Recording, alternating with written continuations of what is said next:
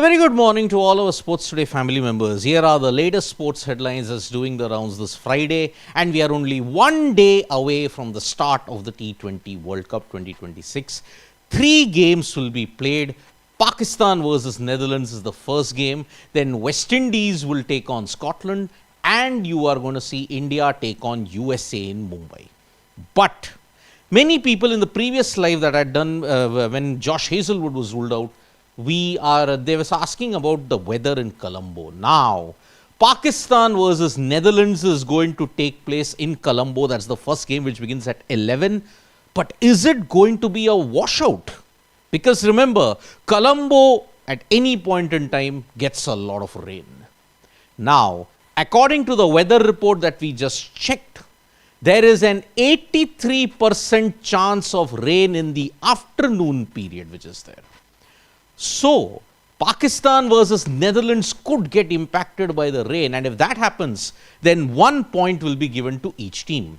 Now, if Pakistan forfeit the game, then their remaining 2 games against Namibia and the USA become a must-win. But remember, the weather in Colombo is dodgy all the days, and that's why Pakistan is not just battling teams on the field, they also will have to battle the elements of the field. But remember, as with the case with the weather, as the day progresses, it will get better. So that is why 83% is right now, that is the estimate, but it could drop down to 60 or 50%. That's the fickle nature of the weather in Colombo at this point in time. So, PAK Netherlands, first game, but are we looking at a washout because of 83% chances of rain? That you have to be very, very careful about.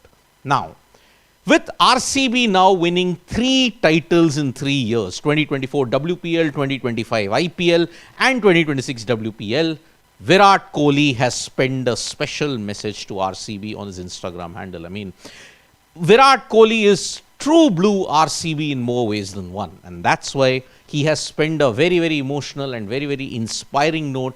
And that is why now RCB 3 titles in 3 years. It's truly been a remarkable, remarkable achievement indeed. But what is the further remarkable thing in this whole bit is that Smriti Mandhana, 87 of 41 to silence the critics where they had said, oh, she can't perform in a big game.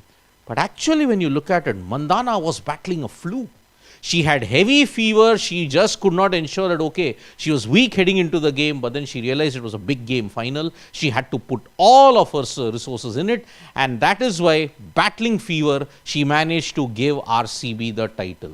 This was revealed by Malolan Rangarajan, who had come for the post-match press conference. And Malo sir, he is the head coach of the RCB women's team.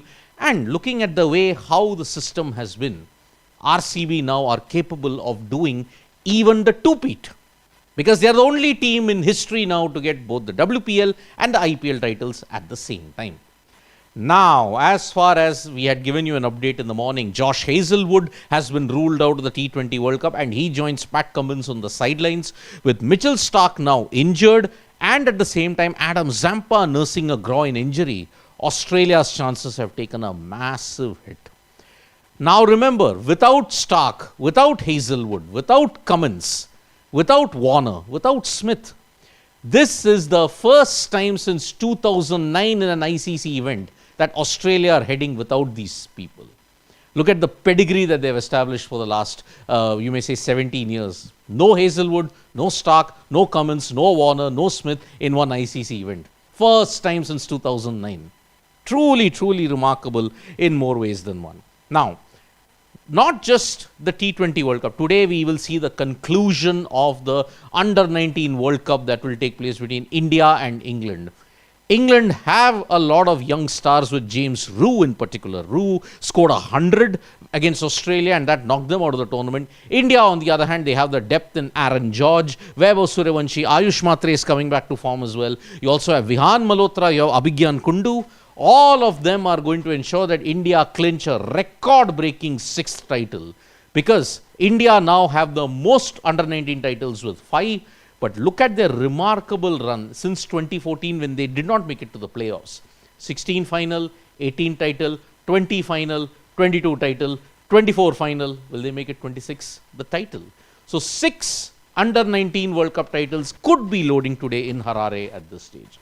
Now, Let's shift our attention to other sports. And the unfortunate thing is, defending champions India in the women's category of the Badminton Asia Championships, they have been knocked out. 3-0 by China in the Badminton Asia Championships, and that is why now all the onus is on the men, but even it's a tall task for the men also, because China in the Badminton Asia Championships often do very, very well. And that's why India's campaign, the defending champions of the Badminton Asia Championships, are knocked out. So that's a big, big blow.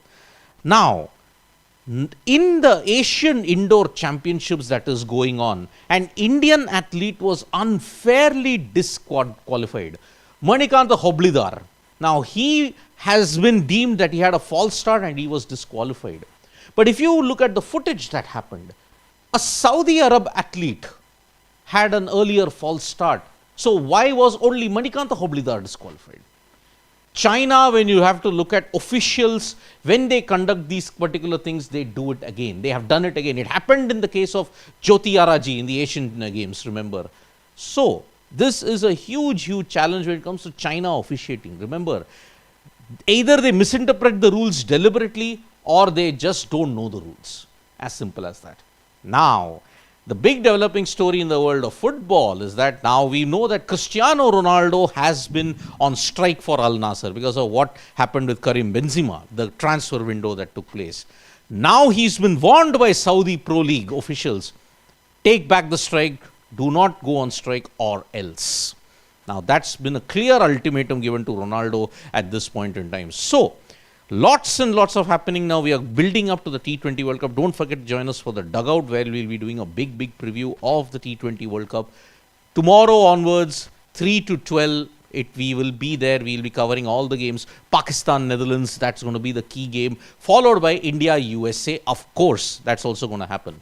On 8th, it will be New Zealand, Afghanistan as well. That's going to be a huge game in a lot of ways. Thank you so much, folks, for joining us for this video. Subscribe to Sports Today for all the latest news and analysis.